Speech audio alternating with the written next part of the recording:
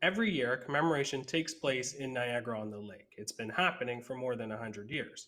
But for many, its significance is only more resonant today given our collective experience of the current pandemic. Justin Chandler covers the Hamilton-Niagara region for Ontario Hubs, and he joins us from Hamilton to explain. Good to see you, Justin. Good to see you. All right, so we're going to do a little bit of a history lesson here. Can you take us back to Niagara Camp in Niagara-on-the-Lake? So, our story starts with St. Vincent de Paul Cemetery, in which there's a Polish enclosure, it's called, and that's where the bodies of 20 Polish soldiers are buried. And you might be wondering why Polish soldiers are buried in Niagara-on-the-Lake. And this takes us back to World War One. Now, Niagara-on-the-Lake is often known for its tourism and its wineries, but back then it was actually a very important military hub, given its proximity to the border and access to other travel routes.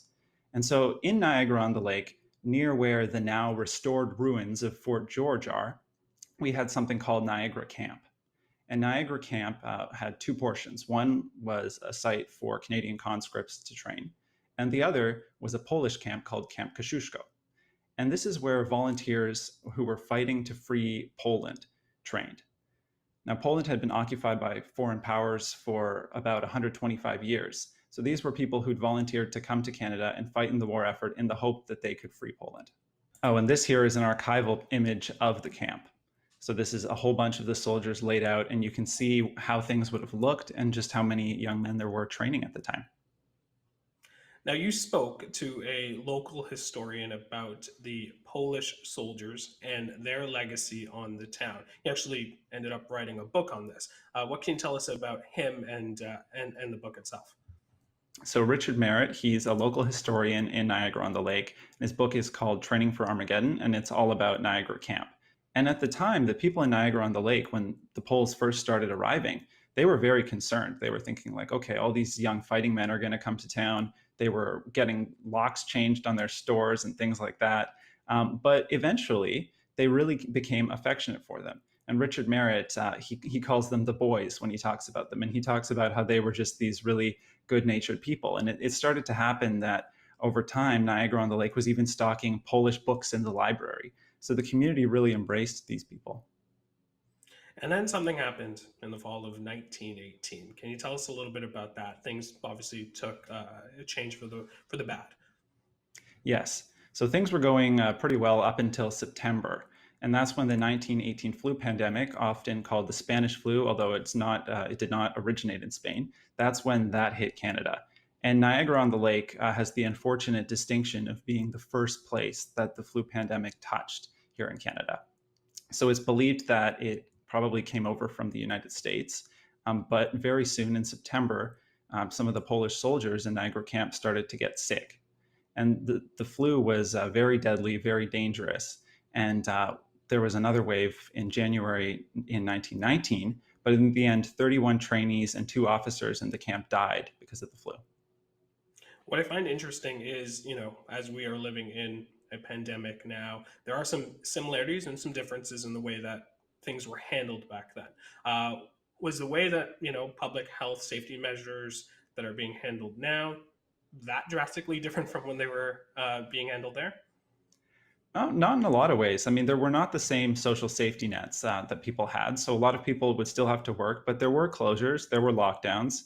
People even wore masks. They were gauze masks that actually helped spread the virus a little bit more. But people thought they were doing something there. There didn't seem to be any sort of social distancing, Richard Merritt has noted. He said that there was actually a parade during the pandemic where soldiers from the camp marched into town. So something that we would not do now.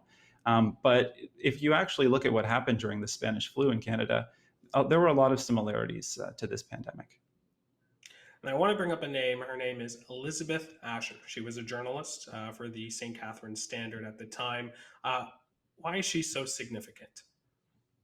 Well, Elizabeth Ascher is somebody who local historians I spoke to, like Donald Combe or like Roman and Andrew from the Polonia Canada Historical Institute, they say that she was really someone who touched a lot of people and was very important, but is an underappreciated historical figure. They say everyone in Niagara knows Isaac Brock. There's a gigantic statue of him.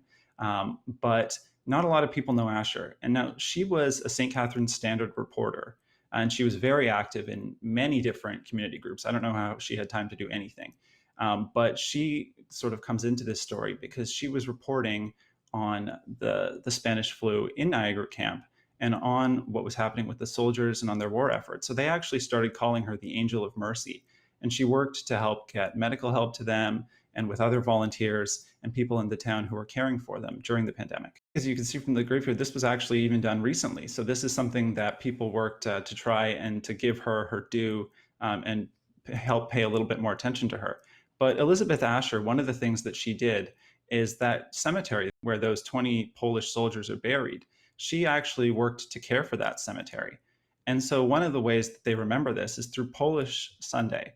So the second Sunday of every June, and this has even happened during the pandemic, although without as many people, but people come to the cemetery and they'll lay flowers in years where it's safe.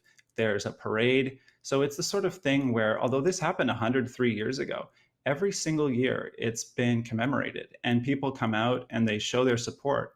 And it's something that I think is really touching. And when I talk to historians about this, it's something that they even tear up when they think about. Like Richard Merritt has pointed out, like the men who died there, they were volunteers. They came out trying to do something good, and tragically they lost their lives in the pandemic. But I think it's really beautiful that today people are still working so hard to make sure that they're remembered and that what they did for Poland, what they did for Niagara, and what they did for Canada is still remembered. Do you think that a lot of people don't actually know the history of it? Is there a push to kind of get people to understand, the history of Polish people in Niagara-on-the-Lake? That's certainly what these people are doing, these historians that I've spoken to. There was an exhibit at the Niagara-on-the-Lake History Museum a couple years ago. But I know when I wrote the story, there were a lot of people commenting saying, I never knew this, or I lived in Niagara and I knew about the cemetery, but I didn't really know the story there. And there was a lot of interest after the piece came out with people sort of calling back to this and thinking about it more. So it's definitely a piece of undertold Canadian and undertold Ontarian history. A great tidbit of history for sure. Justin, thank you so much, and we'll see you on the next one. Thank you very much.